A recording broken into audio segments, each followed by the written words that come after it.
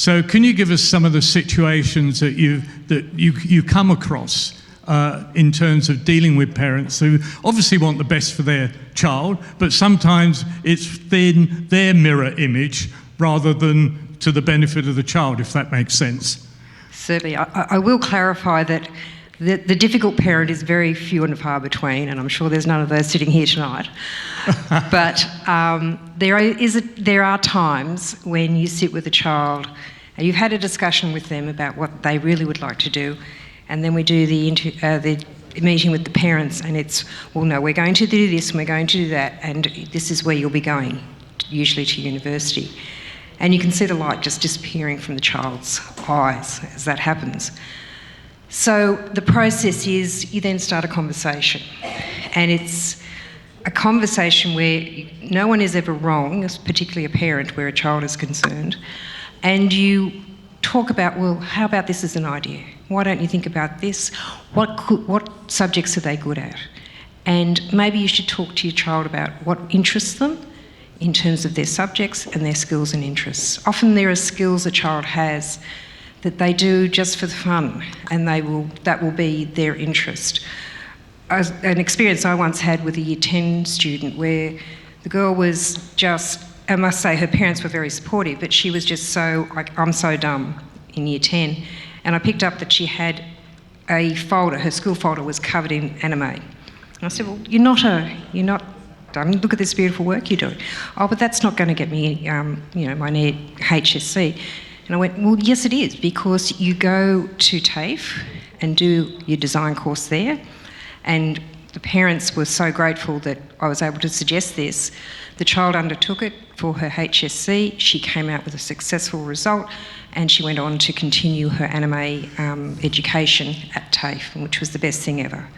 And the thing is, it's not necessarily a full career. What you've got to remember is that at school, we are achieving an education that says you've achieved 13 years of schooling, but you have to take the next step.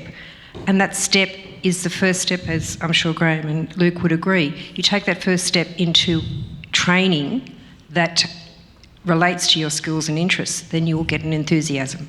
You can't define what a job is going to be for the children these days. There is just so much going on. But if you follow your passion, as these two men have, it will lead you to opportunities that might exist now but may not exist till another couple of years down the track. Don't get caught up in this idea of, so many jobs and so many careers across your lifetime. Just focus on getting from A to B, and then things will follow from there. All right, Janine, thank you. And Luke, one of the things I come across several times when we've been talking to parents is that when you talk about hospitality, they're often put off of the things that some of the TV shows like Ramsay, the pressure in the kitchen, getting shouted at. And they say to me, well, that's not an environment I want my son or daughter to experience. What would you say to that parent? No, I agree totally. I mean, we don't want that in our industry, and I think it's passed, and we've all moved on, hopefully, and hopefully Gordon has moved on as well. However, look, it is in any profession, no matter what you do, whether it's cooking, gardening, or whatever it may be, it is going to be tough, and there will be challenges. The hours can be long, the pay cannot be great, but you need to want what you do. You've got to love what you do. I love what I do. I'm very lucky. As I said, I got kicked out of school at an early age, and it was the best thing that ever happened. Did I like my 4-year apprenticeship? No, I didn't. But I didn't have anything else much to do, but my parents, or especially my mother, telling my father, who was a bank manager, that I'd been kicked out of school didn't go down too well. Thankfully, my mother supported that I was going to move into a cooking and apprenticeship, which I went for. And the last thing my father said to me, he said, if you quit that apprenticeship, I'm going to send you back to school. So it gave me some drive not to quit that apprenticeship. And thankfully I didn't quit that apprenticeship, and I finished my apprenticeship a couple of days before my 21st birthday, and I went to London to work in a 3-star Michelin restaurant, one of the best in the world, which I got a job. I had to work a month without pay to get that job. I wrote a letter, there was a 2-year wait list to get this job, and I wrote a letter saying I'm coming to London and blah, blah, blah, can I get a job? and didn't get a response. So I was with Mum and telling her this, and she said, why don't we ring the restaurant in London? And it's morning time in Australia, so we rang the restaurant, and I said, hi, can I speak to the chef, the proprietor, Michel Roux? And I got through to the kitchen, and funnily enough, he answered the phone.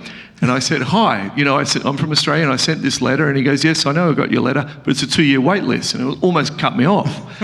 I said, well, what about I come work a month without pay, and if I'm any good, you give me a job? And he goes, we'll see you in 2 weeks.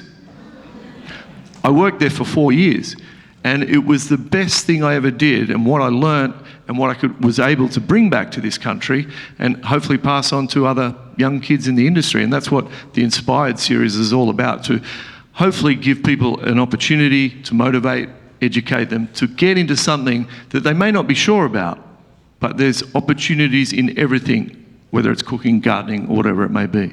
Yeah, thank you, Luke. Graham, if I can move on to you now. When we talked earlier, you mentioned about in TAFE now you can do the hundreds of different courses. Give a little bit of an insight into that, because it's a part of that journey, isn't it? It certainly is, because we now have often legislated responsibility for landscaping in high-rise construction. And there are better ones than some that you see. But the legislation is there, local government regulation, that you've got to have a certain amount of money allocated, and it has to be qualified, experienced landscape designer, and then a landscape contractor is the chap and the team, often, I might add, with women, young girls joining that landscape construction team. Now, that involves stone, concrete, gravel, timber, and we haven't talked about plants yet. So that's just the construction side of the landscape industry. And then, of course, it's got to be coloured in, as we call it. It's got to have all the soft materials going into the hard paving. So the designer comes up with the concept with the developer or with the homeowner. Now, we've got a home being built next door to us, and the house is, it's been under 12 months construction. I'm sure they'll expect... You helping with the landscaping? Yes. I'm sure the You've got a vested landscape will interest. have to happen overnight. But, the building's been under construction for 12 months. But there'll be, and I've seen the plan when it went into the council for the DA, it had a landscape as part of the proposal. So the DA that was approved was House X plus the landscaping. So eventually, when the painters leave in the next couple of weeks, hopefully before Christmas, this landscape will be finished.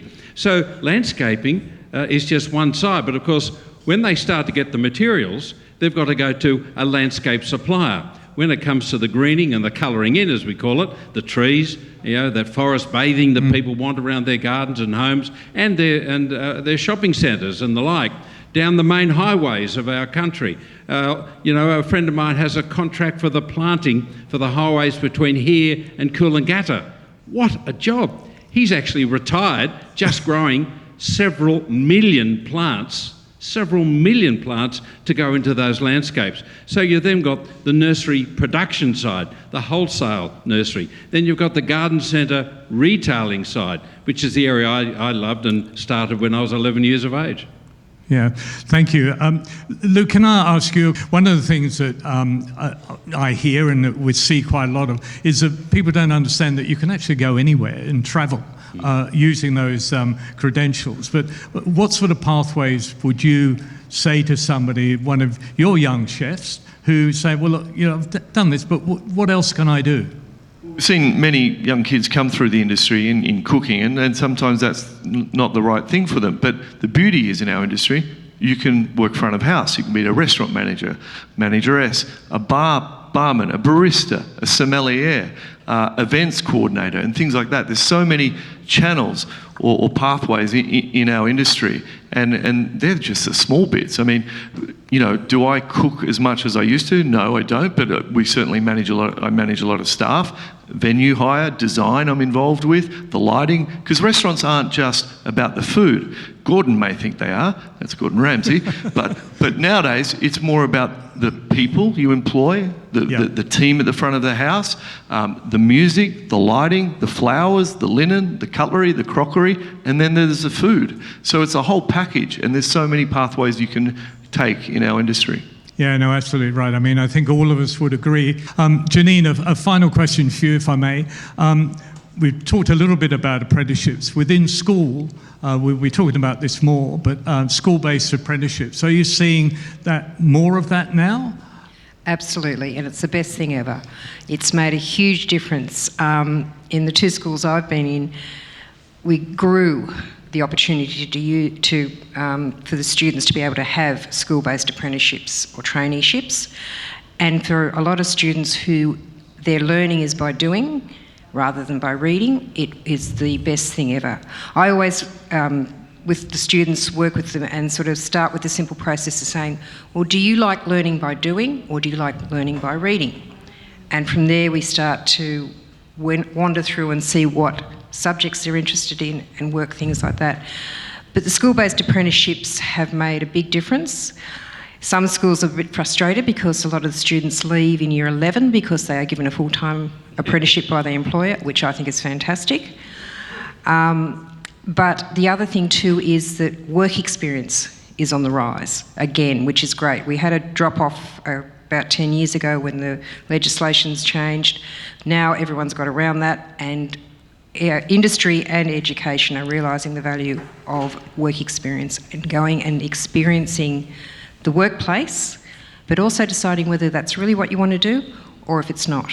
So, for example, at Rosebank College, where I've been, we would insist anyone who wanted to do a school-based apprenticeship in year 11 and 12 did their work experience in that industry to make sure that that is what they wanted to do. Would you please thank our panel very much? Thank you very much, Luke, Graham and Janine.